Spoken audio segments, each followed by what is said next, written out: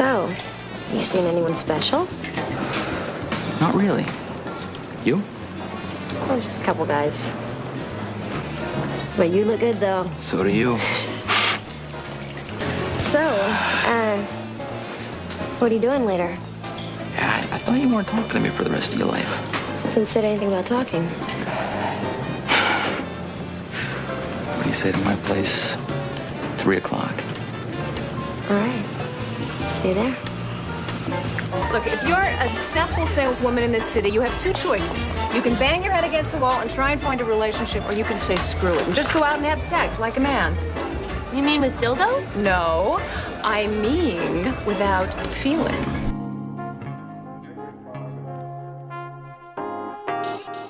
Why women can't have sex like men. The shitty lock versus the master key. Explained. Like I've said in the previous video, great unmarried women and no great unmarried men, Sex and the City's first episode doesn't pull any punches. It's obvious that one of the agendas in this series is to portray men as assholes, incompetent, or gay. In this episode, the ladies talk about having sex like men, what in their opinion means having sex without emotion. Now before we get into this, we have to respect the YouTube guidelines. That's why you will get a censored and filtered YouTube-friendly version. Unfortunately, it takes away the full experience and lowers the quality of the content. So we've decided to put the original, uncensored, and unfiltered versions of our videos on Patreon. We already have 6 videos on it, including an exclusive video that we had to remove. So if you like what we do, and you want to experience our content to the fullest extent, support us on Patreon. Now it's time for us to dive into this and do what we have to do. Because we men and we. We men and we. Sweetheart, this is the first time in the history of Manhattan that women have had as much money and power as men. Plus, the equal luxury of treating men like sex objects. Yeah, except men in this city fail on both counts. I mean, they don't want to be in a relationship with you, but as soon as you only want them for sex, they don't like it. All of a sudden, they can't perform the way they're supposed to. That's when you dump them. The men that they are talking about are most likely the men that are in the top 20%. Men that have options. Men that most women are attracted to. It's men like Peter and Capote who are labeled toxic males that fall into that top 20%.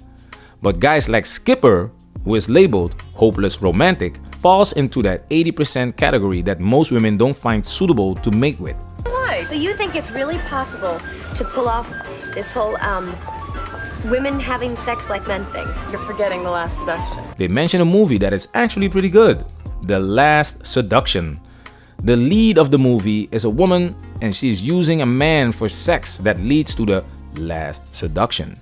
That's all I'm saying. There are some nice lessons in that movie as well. You are obsessed with that movie. Okay! Linda Fiorentino. That guy up against the chain link fence. I'm never having one of those, oh my God, what have I done epiphanies. I hated that movie. The ladies mention the sex scene as powerful because the woman is doing whatever she wants without remorse, regret, and purely does it for selfish reasons. I'm not going to spoil the movie, but when you watch the movie, you will find out why there is a big difference in experience when it comes to sex between men and women. The differences can be placed in 3 categories. 1. Before sex. 2. During sex. 3. After sex. Let's give you an example of before sex. So, you seen anyone special? Not really. You? Oh, just a couple guys. But you look good, though. So do you. So,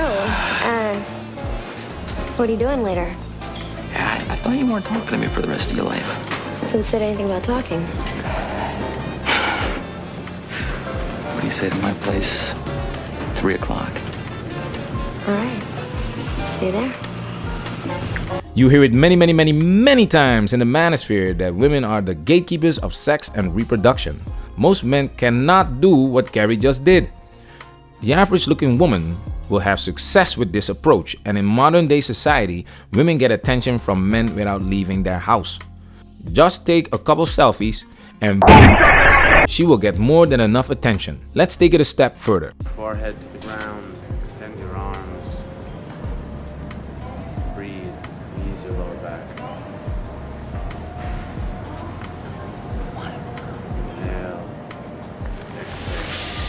Want to Yeah. Samantha just asked two random dudes if they want to hit it. One says no, the other says yes. And we cannot do that, fellas. When this happens to you, you're lucky unlucky. And if you know a guy that can do that, it's impressive. Because men in general can't do that. So before sex takes place, men and women experience a different dynamic. It's harder for a man to get it, that's why it has more value to men. Simply supply and demand. During sex. Personally, I love women. We made a video called 10 Reasons Why We Love Women and Why We Don't Deal With That Bullshit. I love women, and you will experience the difference between men and women during sex. When you are literally inside her, there's nothing like it. I do not want to hear any female talking about she's having sex like men. How can you have sex like a man when you are a woman? The foolishness. I'll let women explain it to you. Fluids, but there is still like penetration or touching. There's nudity, there's vulnerability. Especially for us girls, because when girls have sex, our body releases oxytocin. I can never say this goddamn word, but it releases the hormone that makes us fall in love. So especially for us girls, like sometimes we just can't help it, like because our body is actually releasing this hormone that's making us fall in love or starting to catch feelings. I'm telling you, booty tap dancing feels good, but it doesn't feel the same for us. Women are made to bear our children, and she can only have one pregnancy at a time. Men can impregnate multiple women at the same time. Men are made to handle multiple booty tap dancing partners. Women have an abundance of options when it comes to men to have sex with. However, most of the times they will pick the man that they are actually attracted to have sexual intercourse with. That explains the 80-20 stat. Men and women are naturally different, and during sex, nature takes its course. After sex. Now what? In modern times, the majority doesn't get married before they hit it. This favors us, fellas. We don't have to be married, be engaged, have a relationship to get the punani, and that's exactly why the value of punani has dropped. Let me give you an example of after sex. And when suddenly, Hey, lucky me, twice in 1 week. well, I don't know if you're going to be getting that lucky. You know, I was really pissed off the way you left the other day. You were? Yeah. And I thought, how great. You finally understand the kind of relationship I really want. Now we can have sex without commitment. Yeah, right. Sure, I guess. So, whenever I feel like it, I'll give you a call. Yeah, please. I mean, whenever you feel like it. If I'm alone, I'm all yours. Right. I like this new you. Call me. Yep. I didn't understand. Did all men secretly want their women promiscuous and emotionally detached? And if I was really having sex like a man, why didn't I feel more in control? Why didn't I feel more in control? Because you're not in control. I just love this scene. Carrie learns the hard way that it takes two to tango. She can't control what men value and spend their time, money, and energy on. Where did we hear this before, guys? Is that kind of using sex as a vehicle to regain control over my body and to kind of make up for instances wherein I either wasn't in control or power was taken from me, and so kind of doubling down to reclaim that. Coming out of my relationship over the summer, I was really confused about my sense of self-worth, and so intimacy, physical, emotional, just it was not happening. But it felt impossible and maybe nauseous, to be honest. Using sex to feel in control even though they are not. For a lot of women, this epiphany comes after sex.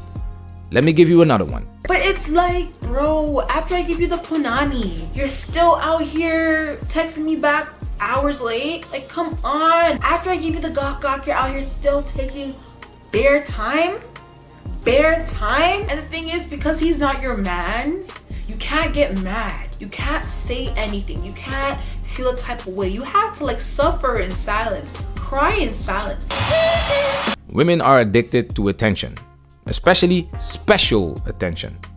When they give it up, they might not care about you, but they would still like to feel special or valued in some kind of way. This is where the quote-unquote who pays for the date comes in. Women make their own money in modern times, but they still want the man to pay for the date, and they still want to date up. This is hypergamy. They can't help it. After sex, men and women experience a different value system and are held to a different standard. I'm going to conclude this presentation of why women can't have sex like men with this analogy.